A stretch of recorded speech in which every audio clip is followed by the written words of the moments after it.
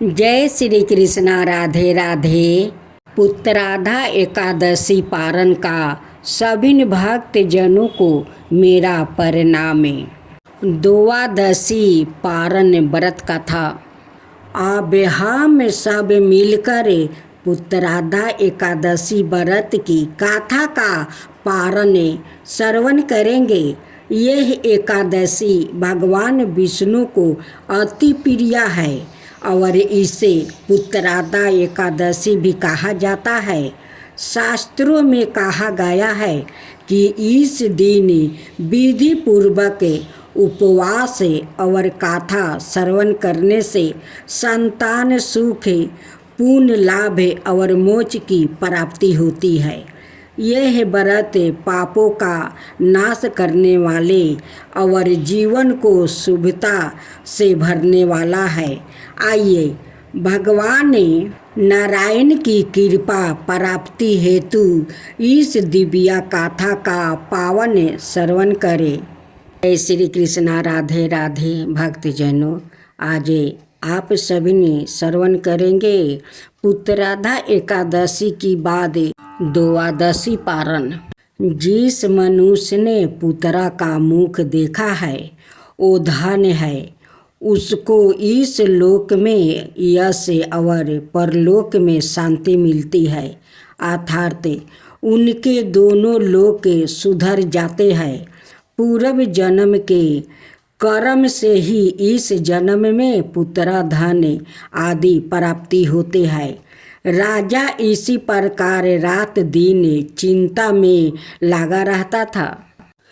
एक समय तो राजा ने अपने शरीर को त्याग देने का निश्चय किया, परंतु आत्माघात को महान पाप समझकर उसने ऐसा नहीं किया। एक दिन राजा ऐसा ही विचार करता हुआ अपने घोड़े पर चढ़कर वन को ओर चल दिया और पंछियों और वृक्षों को देखने लगा।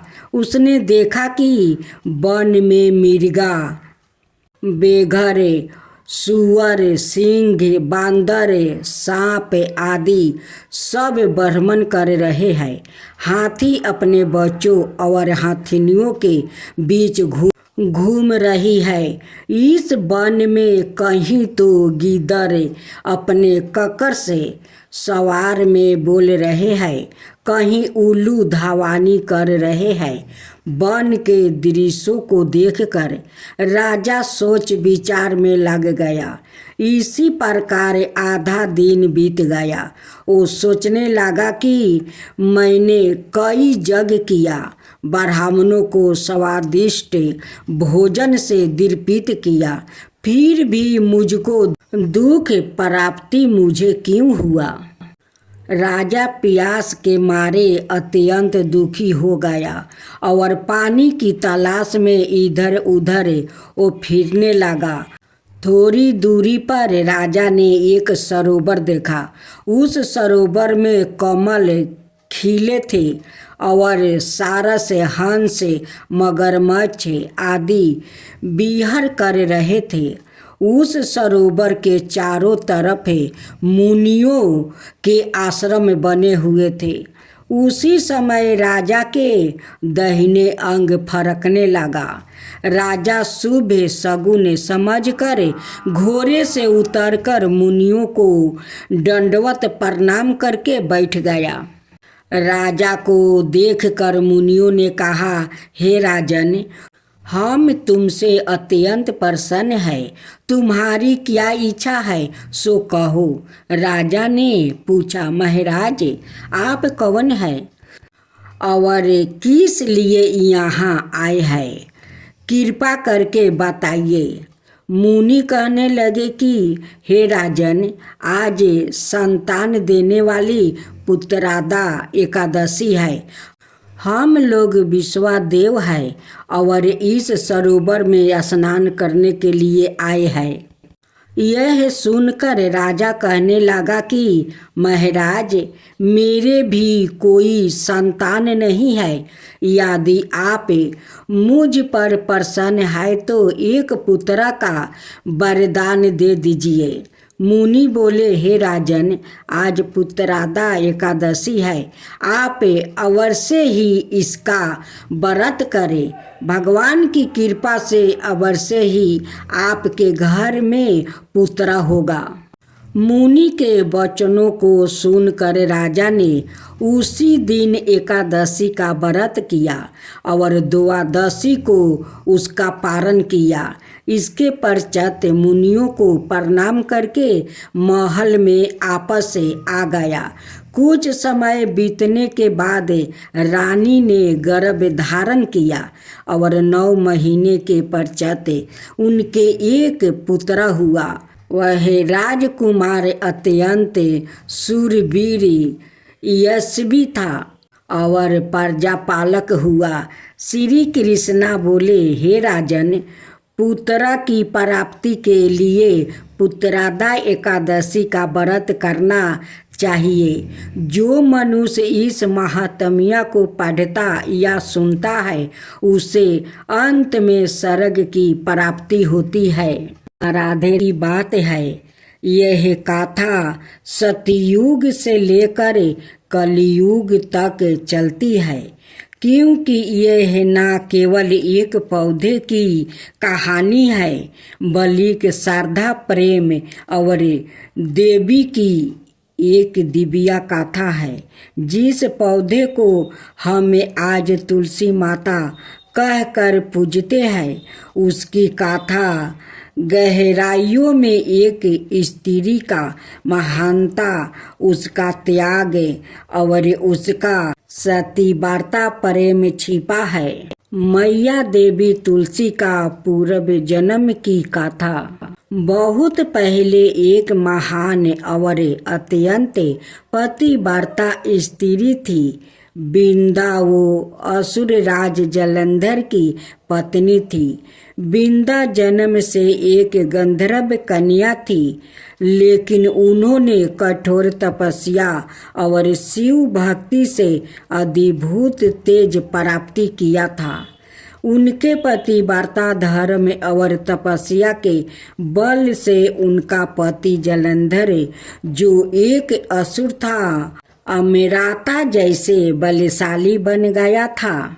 यहाँ तक कि देवताओं को भी उसे हराने में कठिनाई हो रही थी।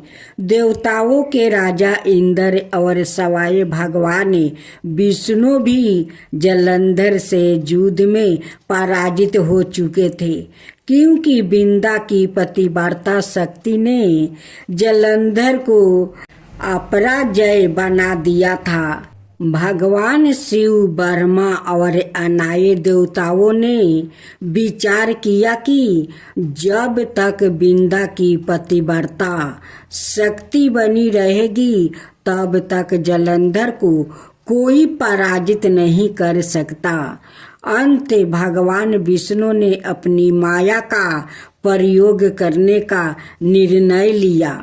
बिंदा हर दिन जलंधर की रक्षा के लिए कठोर व्रत रखती थी और भगवान विष्णु का ध्यान करती थी।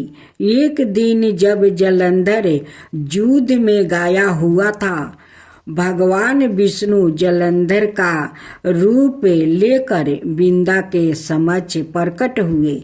बिंदा ने उन्हें अपना पति समझकर पूजन और सेवा की। जैसे ही बिंदा ने अपना व्रत तोड़ा, उसकी पतिव्रता शक्ति छीन हो गई।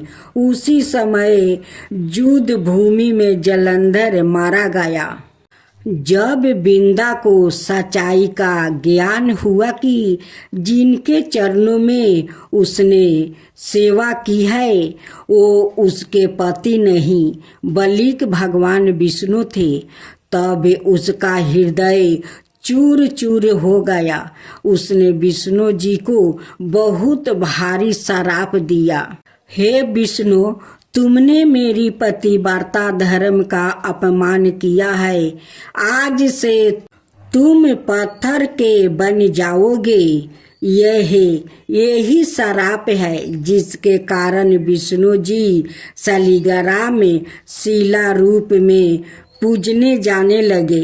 बिंदा ने फिर अग्नि में प्रवेश कर लिया और अपनी देह त्याग दिया। भगवान विष्णु को अपने कर्म का बहुत दुख हुआ। उन्होंने वरदान दिया, हे बिंदा, तुमने जो प्रेम, निष्ठा और भक्ति दिखाई है वो अमर रहेगी। मैं तुम्हें एक पवित्र पौधे के रूप में इस संसार में पुण्य जन्म दूंगा। लोग तुम्हें तुलसी कहकर पूजेंगे और बिना तुम्हारे पते के मेरा पूजा कभी पूर्ण नहीं होगा। एक और कथा के अनुसार जब तुलसी माता का पूर्व जन्म में एक पौधे के रूप में हुआ तब सलीगरा में रूपी विष्णु से उनका विवाह संपन्न हुआ। इस विवाह को आज भी तुलसी विवाह के रूप में कार्तिक मास की शुक्ल पक्ष की एकादशी या द्वादशी को मनाया जाता है। यह विवाह प्रतीक है प्रेम, क्षमा और ईश्वर से पूर्ण मिलन का। आज तुलसी माता को हिंदू धर्म में अत्यंत पवित्र माना जाता है। उनकी पूजा करने से पाप दूर होता है, मन शुद्ध होता है, घर में लक्ष्मी जी का वास होता है। मृत्यु के समय तुलसी पत्र और गंगा जल से मोक्ष की प्राप्ति होती है। तुलसी माता को केवल एक पौधा समझना भूल होगी। वो तपस्या, नारी शक्ति और देवी की मूर्त रूप है। जहाँ तुलसी होती है वहाँ भगवान विष्णु का वास होता है। वृंदावनी तुलसी जब पत्थर को हरती है, प्रेम में छल भी प्रभु के चरणों छू लेती है। जिस नारी ने दिया धर्म को इतना ऊंचाई आस्थान, वही बनी देवी की पूजा की प्रथम पहचान। अब सुने एकादशी माता की कथा। भगवान विष्णु बोले, हे इंद्र, ऐसा मायावी दैत्य कौन है जिसने सब देवताओं को जीत लिया है? उसका क्या नाम है? उसमें कितना बल है और किसके आश्रय है और उसका स्थान कहाँ है? यह सब मुझसे विस्तार पूर्वक कहो। भगवान के ऐसे वचन सुनकर इंद्र बोले, हे सर्वव्यापी, भगवान प्राचीन समय में चंद्रावती नगरी में नारी जंघ नाम का एक राक्षस था। उसी के महापरिक्रमी और लोक विख्यात मूर नाम का पुत्र ने सब देवताओं को स्वर्ग से निकाल कर वहाँ अपना अधिकार कर लिया है। वो इंद्र, अग्नि, वरुण, यम, बाहु, ईशा, चंद्रमा, नैतिरथ आदि सबके स्थान पर अधिकार करके और सूर्या बनकर आप ही प्रकाश करता है। सवाए मेघ बन बैठा है और सबसे अजय है। हे असुर निकंदन, उस दुष्टों को मारकर देवताओं को निर्भय बनाइए। इंद्र के ऐसे वचन सुनकर भगवान विष्णु बोले, हे देवताओं, मैं शीघ्र ही तुम्हारे शत्रु का संहार करूँगा। तुम चंद्रावती नगरी को जाओ। इस प्रकार कहकर भगवान सहित सब देवताओं ने चंद्रावती नगरी की ओर प्रस्थान किया। उस समय दैत्यपति मूर दैत्य सेना सहित युद्ध भूमि में गरज रहा था। उस बलवान असुर की गर्जना सुनकर सब देवता भय के मारे चारों दिशाओं में भागने लगे। जब सवाए भगवान विष्णु रणभूमि में आए तो दैत्य उनको भी देख कर अनेक प्रकार के अस्त्र शस्त्र और आयुध लेकर दौड़े। भगवान ने उनको आते देखकर सर्प के समान अपने बाणों से उनके शरीरों को बींध डाला। अनेक दैत्य उनके हाथों से मारा गया। केवल एक मूर ही बाचा रहा। वो अविचल भाव से भगवान के साथ युद्ध करता रहा। भगवान जो भी छीन बाण उसके शरीर में मारते वो उसके लिए पुष्पा के समान हो जाते। शास्त्रों के प्रहार से उसका शरीर छीन बीन हो गया, परंतु वो फिर भी युद्ध करता ही रहा। अब वो आप से मलेल युद्ध करने लगा और 10,000 बरस तक उनका मलेल युद्ध होता रहा, परंतु वो दैत्य भगवान से पराजित ना हुआ। तब भगवान विष्णु युद्ध से थक कर बद्रिका आश्रम चले गए। वहाँ पर एक हेमवती नाम की सुंदर गुफा थी। उसमें विश्राम करने के लिए वो उसके अंदर प्रवेश कर गया।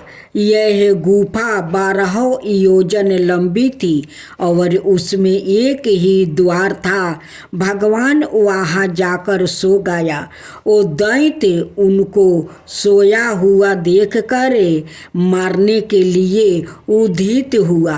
वो अभी मारने का प्रयत्न कर ही रहा था कि उनके शरीर से एक अत्यंत प्रभावशाली सुंदर कन्या अस्त्र शस्त्र धारण किए हुए प्रकट हुई और दैत्य के सामने आकर युद्ध करने लगी।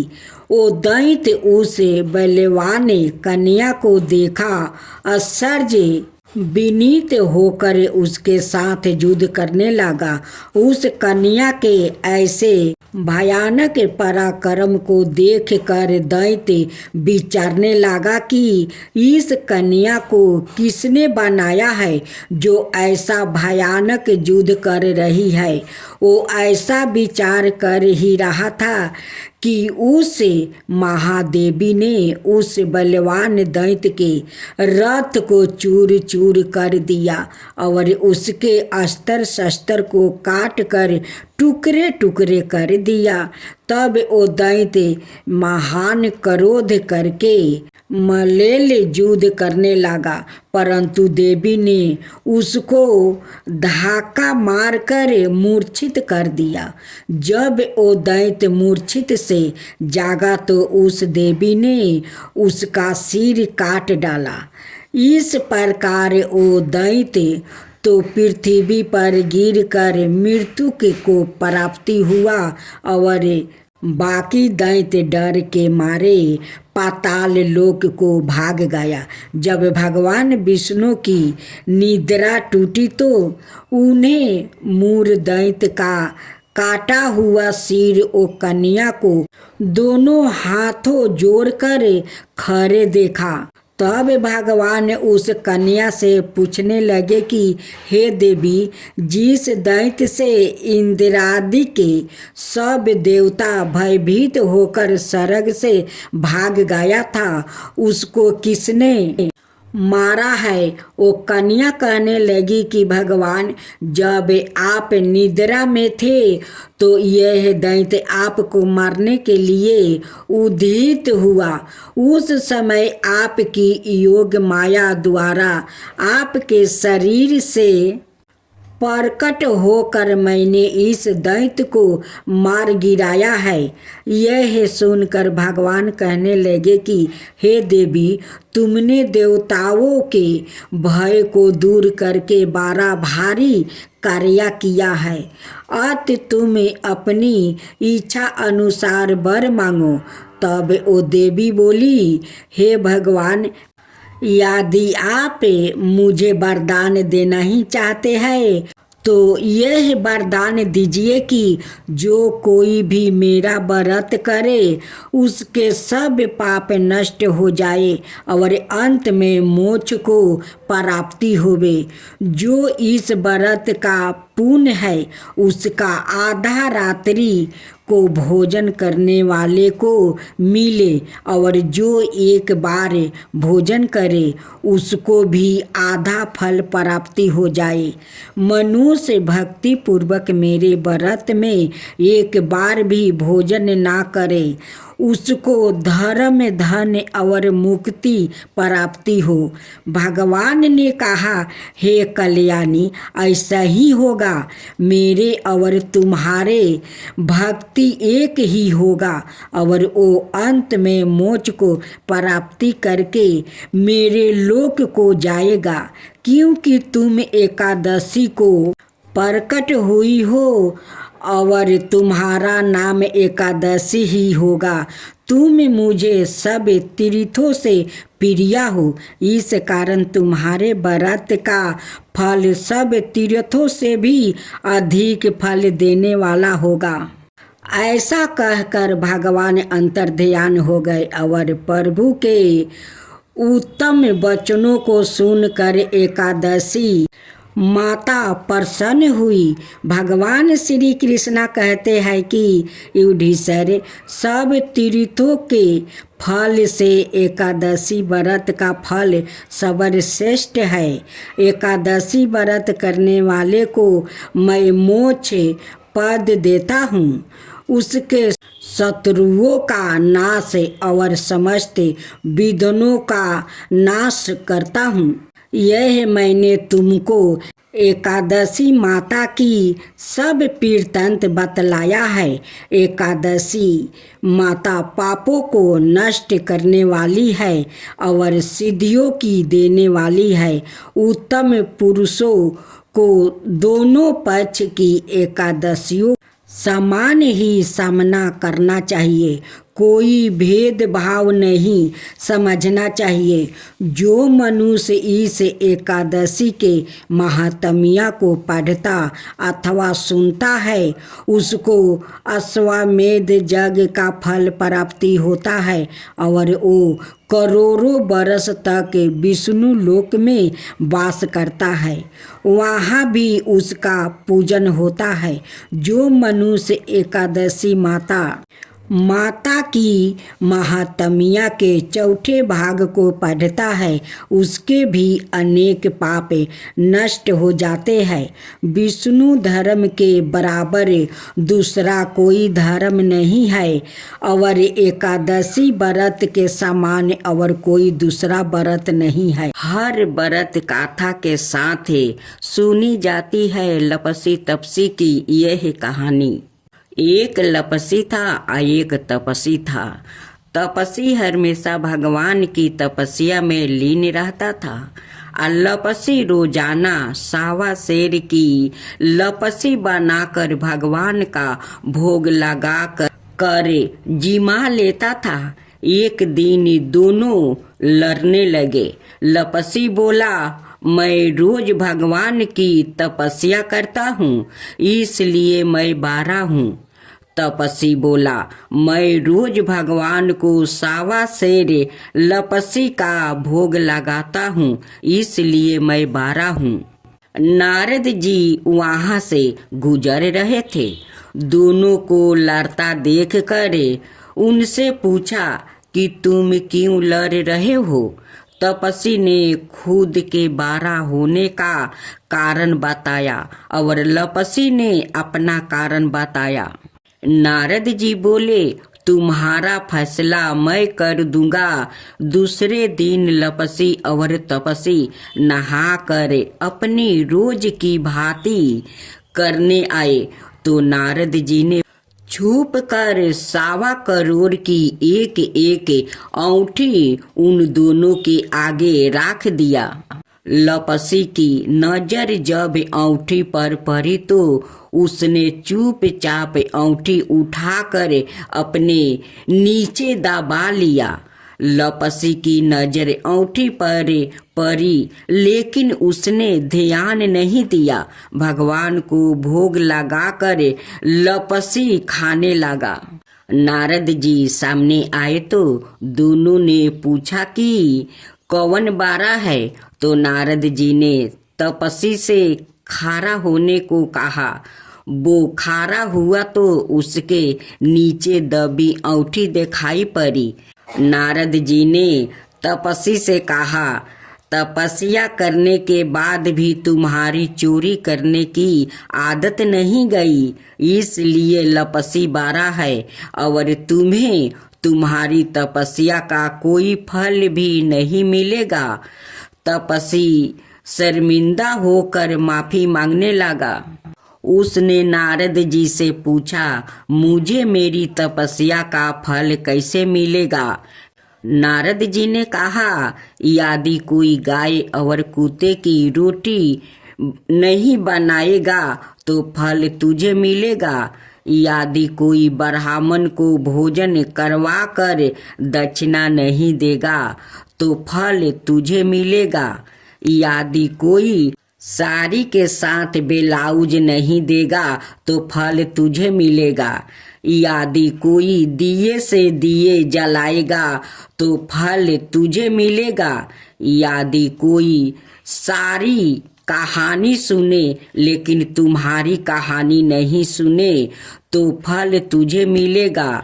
उसी दिन से हर बरत कथा कहानी के साथ लपसी तपसी की कहानी भी सुनी और कही जाती है।